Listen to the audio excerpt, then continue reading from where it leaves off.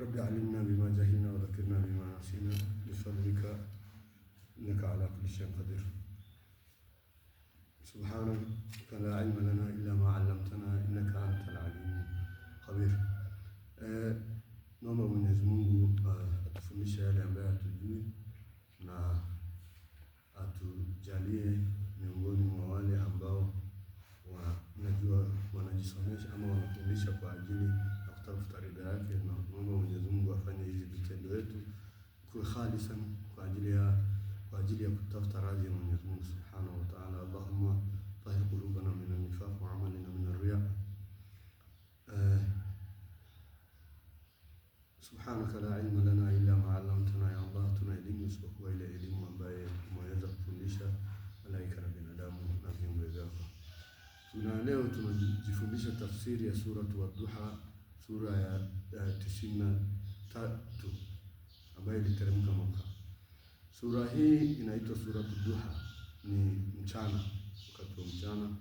Mwenyezi Mungu ameita sura Ad-Duha. Sura hii imeanza kwa viapo viwili vyenye kueleza nyakati mbili za uchangamfu na za kutulia, ya kwamba kwa hakika Mwenyezi Mungu hakumwacha mtume wake wala hakumchukia, na kwamba aliyemtengeneza katika akhera makao ya juu ni bora zaidi kuliko aliyemkirimu duniani. Kisha subhanahu, Mwenyezi Mungu aliyetukuka akaapa kwamba yeye atampa mpaka aridhike, na aliyetangulia ni ushahidi ya watakayokuja, kwani alikuwa yatima akampatia makazi, na alikuwa amepotea akampa bora ya uongofu, na alikuwa katika fakiri akamtajirisha. Kisha aya zikataka angaliwe vyema yatima na asikemewe mwenye kuomba au kuuliza, na sisi muliwe neema za Mwenyezi Mungu. Hii sura iliteremka amul huzuni, mwaka wa huzuni, kuambatana na mashekh tafsir. Hii sura iliteremka kumpatia Nabii Muhammad sallallahu alaihi wasallam kumtuliza wakati mke wake Khadijatul Kubra, mama wa da'wa, mama wa muumini. Mke wake kwanza Khadija alipoaga na ammi yake Hamza alipouliwa katika vita vya Uhud, Mtume sallallahu alaihi wasallam alikuwa na huzuni sana. Mke wake alikuwa ni mtu wa kwanza kumwamini katika wanawake, na katika inasemekana katika kila mtu, kwa sababu yeye ndio alimkujia mke wake baada ya kutokewa na malaika mwenye kuleta ufunuo, Jibril alayhi salam. Alipomkosa Khadija, na sallallahu alaihi wasallam alihuzunika, na vile vile ndugu ya baba yake Hamza ambaye alisimama na yeye kidete katika kulingania njia ya Mwenyezi Mungu alipokuwa anakandamizwa. Na vile vile inasemekana ya kwamba malakul Jibril alayhi salam alikuwa amekaa bila kumletea ufunuo wahi kwa muda. Waarabu wakasema Muhammad amesaulika, yule rafiki yake mwenye kumletea uchawi na ukorofu na mambo ambayo haijulikani amepotea, na wakaanza kusherekea kwa maana malaika wa kuleta ujumbe amekosekana. Msema Muhammad amekosa bibi, amekosa ndugu ya baba yake, na amekosa huyo malaika. Bismillahirrahmanirrahim. Mwenyezi Mungu, kwa jina la Mwenyezi Mungu mwingi wa rehema mwenye kurehemu. Na hapa Mwenyezi Mungu anasema Wadduha. Sura yote ya Qur'ani inaanza na Bismillahirrahmanirrahim, inafungua, hiyo ndio kifunguo, isipokuwa sura moja ambayo ni sura Tauba. Sura zote zipo na bismillah. Wal-layli idha saja. Mwenyezi Mungu anasema Wadduha, na hapa kwa mchana. Jina ya hii sura inaitwa Wadduha. Wal-layli idha saja. Mwenyezi Mungu anaweza hapa na chochote ambaye anataka. Na kwa usiku unapotanda, wal-layli idha saja, Mwenyezi Mungu anasema na hapa na usiku inapoingia, giza ile ya usiku. Ma wadda'aka rabbuka wa ma khala, ni aya 3 katika hii sura ya 33.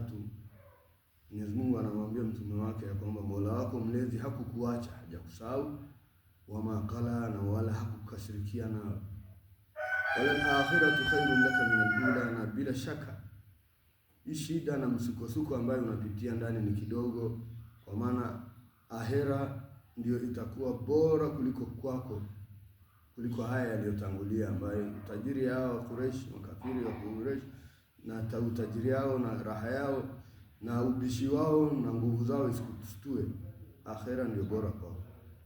Wala sawfa yu'tika rabbuka fatarda, na Mola wako mlezi atakupa mpaka uridhike.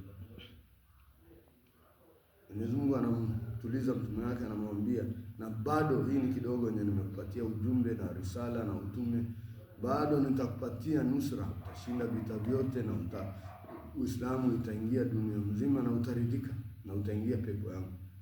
Mwenyezi Mungu anamuuliza swali, alam yajidka yatiman faawa, kwani akukukuta yatima akakupa makazi?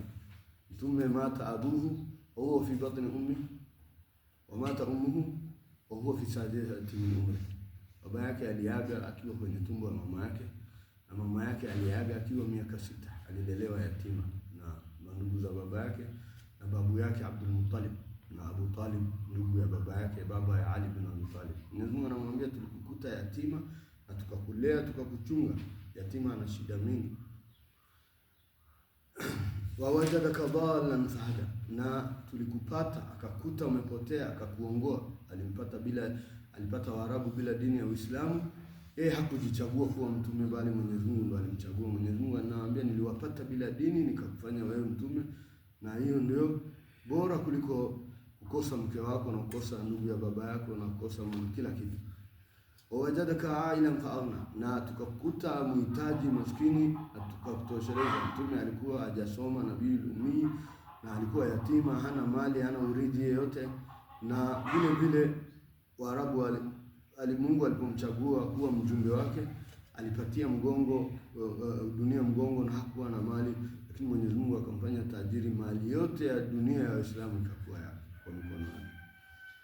Amma al-yatima fala taqhar, na vile vile Mwenyezi Mungu alikuwa tayari, angetaka hata mlima wa Uhud iwe dhahabu, Mwenyezi Mungu angemfanyia, lakini mtume hakupenda dunia alipatia mgongo. Anasema, mimi ni kama msafiri. Amma al-yatima fala taqhar, Mwenyezi Mungu anamwambia, basi na yatima usimuone, usimfukuze yatima. Yatima umsikize, muoneshe huruma. Wa amma sa'ila fala tanhar, na yote anayeomba hata kama amekuja kwa farasi usimsomee na usimfukuze, msikize na mfahamishe tu vizuri. Hata kama mtu wale wetu tunaita omba ako na haki, labda mtu ana shida ambaye hawezi tatua kabisa. Wa amma sa'ila fala tanhar, na anayeomba usimnyime. Wa amma bi ni'mati rabbika fahaddith, na neema ya Mwenyezi Mungu hii Muislamu tangaza, sisimulie, usifiche neema ya Mwenyezi Mungu, usifiche kuvaa vitu mpya kwa sababu wenzako watajua, ama mandugu zako watajua, ndio kama uko na pesa ndio wakuombe. Usifiche neema ya Mungu ambayo umepatiwa. Usifiche kula chakula mzuri kwa sababu unashinda na maskini mchana mzima, kwa sababu unaona ukikula hata yeye ataitisha. Unaambiwa neema ya Mwenyezi Mungu itoe wazi bila kutumia vibaya. Sallallahu Mwenyezi Mungu